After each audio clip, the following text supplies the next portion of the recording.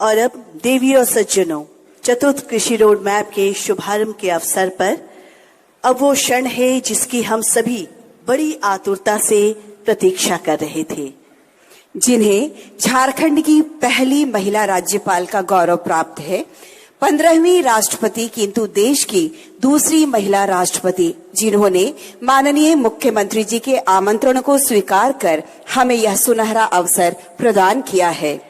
माननीय राष्ट्रपति महोदया से निवेदन है कि इस ऐतिहासिक अवसर पर अपने उद्बोधन से हम सबको कृतार्थ कर अपना शुभ संदेश हम सबको देने की कृपा करें। माननीय राष्ट्रपति महोदया।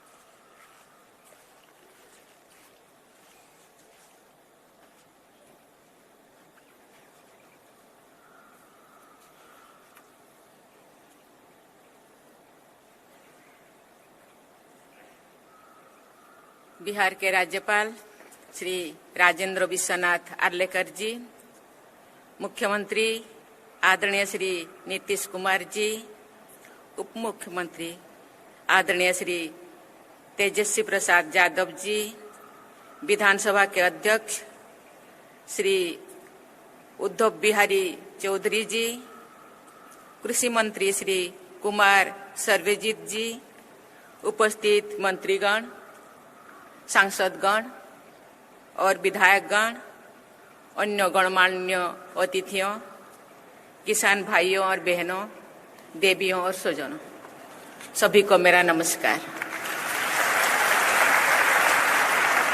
आज बिहार के चतुर्थ कृषि रोड मैप के शुभारंभ के अवसर पर आप सबके बीच उपस्थित होकर मुझे हार्दिक प्रसन्नता हो रही है।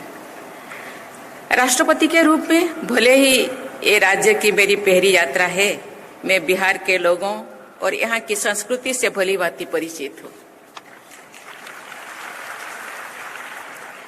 पड़ोसी राज्य झारखंड के राज्यपाल पद के दायित्व का करीब 6 वर्षों तक निर्वहन करते हुए मैंने बिहार की संस्कृति और जीवन शैली को करीब से जाना और महसूस भी किया। मेरा गृह राज्य ओडिशा भी ऐतिहासिक रूप से बिहार से ही जुड़ा हुआ है, इसीलिए मुझे लगता है कि मैं भी अपने आप को बिहारी कह सकती हूँ।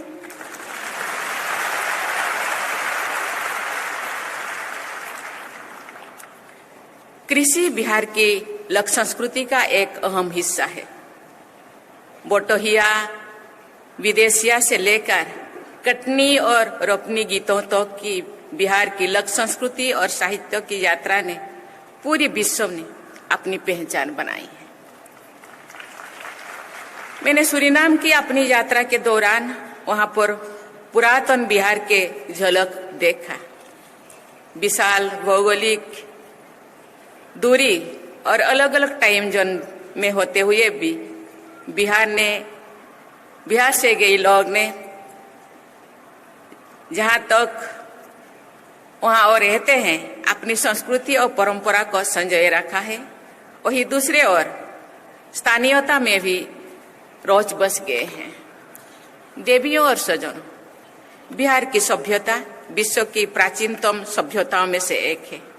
हम सब जानते हैं कि मानव सभ्यता के विकास और कृषि के बीच घनिष्ठ संबंध रहा है। कृषि बिहार की अर्थव्यवस्था का आधार है। कृषि और संबंध क्षेत्रों में न केवल राज्य का लगभग आधा कार्यबल लगा हुआ है, बल्कि राज्य की जीडीपी में भी इसका अहम योगदान है। इस प्रदेश की उन्नति के लिए कृषि क्षेत्र का सर्वांगीण विकास अत्यंत आवश्यक है। ये प्रसन्नता की बात है कि बिहार सरकार वर्ष 2008 से ही कृषि रोड मैप का क्रियान्वयन कर रही है।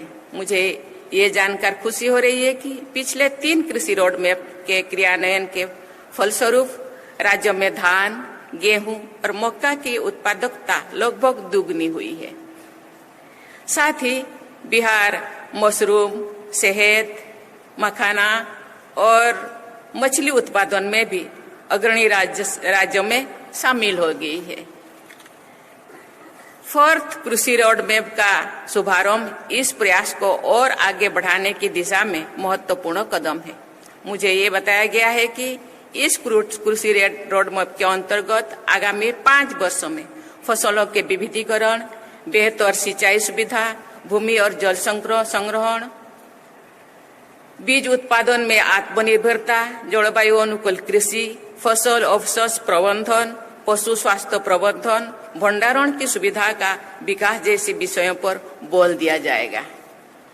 देवियों और स्वजनों, बिहार के किसान भाई बहन खेती में नए नए प्रयोगों को आजमाने और अपनाने के लिए जाने जाते हैं। यही वजह है कि नोबेल पुरस्कार से सम्मानित एक अर्थशास्त्री ने नालंदा के किसानों को ग्रेटर देन साइंटिस्ट कहा था।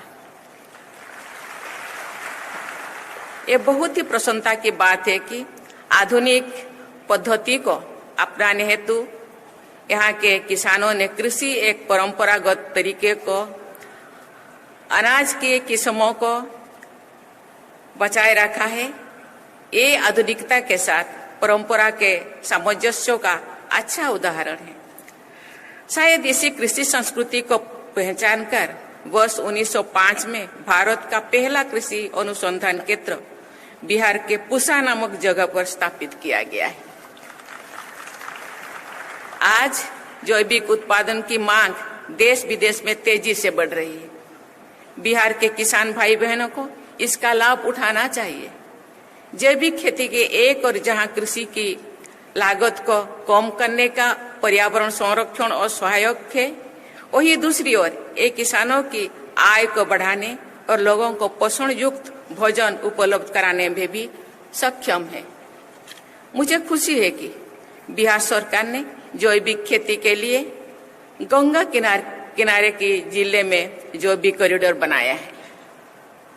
जैविक कृषि और पर्यावरण संरक्षण में खेती और पशुपालन के बीच एक दूसरे को लाभान्वित करने का पारंपरिक संबंध बहुत लाभकारी है। खेती के अवशिष्ट यानी वेस्ट और खरपतवार पशुओं के लिए उत्तम चारा होता है। पशुओं का गोबर भी जैविक खाद के काम करता है। बिहार में अधिकांश किसान सीमांत किसान हैं। उनके लिए आधुनिक यंत्रों का उपयोग आर्थिक दृष्टि से व्यवहारिक नहीं होता है। अतः कृषि और पशुपालन का एक दूसरे के पूरक के रूप में प्रयोग किसानों को आर्थिक रूप से सबल बनाने की दिशा में महत्वपूर्ण है। ग्लोबल वार्मिंग और जलवायु परिवर्तन एक वैश्विक समस्या है। ये पूरी मानवता के अस्तित्व के लिए संकट है, लेकिन इसका सबसे ज्यादा प्रभाव गरीब और वंचित लोगों को पर पड़ता है। मुझे बताया गया है कि हाल के वर्षों में बिहार में बहुत कम बारिश हुई है। बिहार एक जल संपन्न राज्य माना जाता रहा है। नदियां और तालाब इस राज्य की पहचान रही है। इस पहचान को बनाए रखने के लिए जल संरक्षण पर ध्यान देना अत्यंत आवश्यक है। मेरी राय है कि जलवायु परिवर्तन की चुनौती से निपटने में क्लाइमेट रेजिलिएंट एग्रीकल्चर महत्वपूर्ण भूमिका निभा सकता है। वर्तमान कृषि पैटर्न में बदलाव लाकर बायोडायवर्सिटी को बढ़ावा दिया जा सकता है। जल स्रोतों का दोहन कम किया जा सकता है। मिट्टी की उर्वरता का संरक्षण किया जा सकता है और सबसे बढ़कर लोगों की थाली में संतुलित भोजन पहुंचाया जा सकता है। मुझे ये जानकर प्रसन्नता हो रही है कि बिहार की एक प्रमुख फसल मक्के से इथेनॉल का उत्पादन किया जा रहा है। फसिल फ्यूल पर निर्भरता को कम करने, पर्यावरण संरक्षण और देश की ऊर्जा सुरक्षा की दिशा में ये एक महत्वपूर्ण कदम है। सब्जियों और फलों का उत्पादन भी आर्थिक और पर्यावरण की दृष्टि से लाभदायक हो सकता है। बिहार अनानास, आम, केला, अमरूद और लीची का प्रमुख उत्पादन राज्य है। यहाँ पर गोभी, बैंगन, आलू, प्याज जैसी सब्जियां भी प्रचुर मात्रा में उगाई जाती है। बिहार के मखाना, कतरनी चावल, मोर्चा धान, जर्दालू आम, सही लीची और मौघी पान को जीआई टैग मिला हुआ है, लेकिन सब्जियों और फलों के बड़े पैमानों पर उत्पादन में भंडारण, परिवहन और बाजार जैसी समस्याओं सामने आती है। उचित भंडारण, सस्ती और विश्वसनीय परिवहन व्यवस्था और व्यापक बाजार उपलब्ध कराकर फलों और सब्जियों के उत्पादन को प्रोत्साहित किया जा सकता है। मुझे खुशी है कि चतुर्थ कृषि रोड मैप के प्रोसेसिंग यूनिट्स बनाने, मेगा फूड पार्क स्थापित करने और एक्सपोर्ट इंफ्रास्ट्रक्चर विकसित करने जैसे प्रावधान है। देवी और स्वजनों, बिहार भगवान बुद्ध और अशोक की धरती है। उन्होंने संपूर्ण मानवता को शांति और सद्भाव का पाठ पढ़ाया है। आप इस पावन धरती के वासी हैं, इसीलिए आपसे ये अपेक्षा की जाती है कि आप एक ऐसी समाज का आदर्श प्रस्तुत करें जिसमें द्वेष और कलह की कोई गुंजाइश नहीं होना चाहिए। विकसित भारत के सपने को पूरा करने में इस प्रदेश का योगदान अत्यंत महत्वपूर्ण है, लेकिन इस सपने को सच्चाई से बदलने के लिए हमें मानव निर्मित संकीर्णताओं से बाहर निकालना होगा। बिहार को एक विकसित राज्य बनाने के लिए समेकित विकास के अलावा कोई विकल्प नहीं है। राज्य के नीति निर्माताओं और जनता को बिहार की प्रगति के लिए एक रोड मैप निर्धारित करना होगा और उस पर चलना होगा। ये बहुत ही प्रसन्नता की बात है कि कृषि रोड मैप का क्रियान्वयन किया जा रहा है। मुझे और अधिक खुशी होगी जो बिहार विकास के हर मानक पर रोड मैप बनाकर लगातार प्रगति के पथ पर बढ़ता दिखाई दे, क्योंकि ये भी मेरा राज्य है। मैं अपना राज्य मानती हूँ बिहार को। माननीय मुख्यमंत्री ने मुझे बार बार आने के लिए कहते हैं, मैं जरूर आऊंगी, क्योंकि ये भी मेरा राज्य है। कभी मेरे पूर्वजों में यहाँ रहा करते थे, अभी मेरा भाई बहन उनके उत्तर पीढ़ी है, तो ये भी मेरा राज्य अपने मानती हूँ। इसीलिए मुझे जरूर आना है, मैं आऊंगी बीच बीच में, क्योंकि मैं भी किसान की बेटी हूँ। यहाँ कैसे जैविक खेती किया जाता है, कैसे भंडारण, कैसे प्रावधान रोड मैप द्वारा क्या हो रहा है, मुझे भी जानकारी लेना है। मुझे तो प्रेसिडेंट के पास जाना है, गांव को खेती करना है।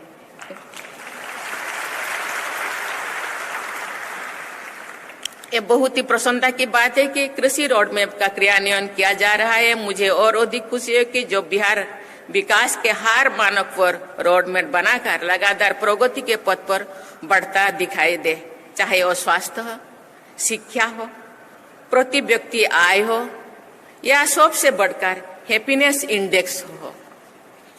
अतः मैं आप सबको नवरात्रि, दुर्गा पूजा और दशहरा की बधाई देती हूँ, क्योंकि अभी नवरात्रि चल रहे हैं। सब माँ दुर्गा की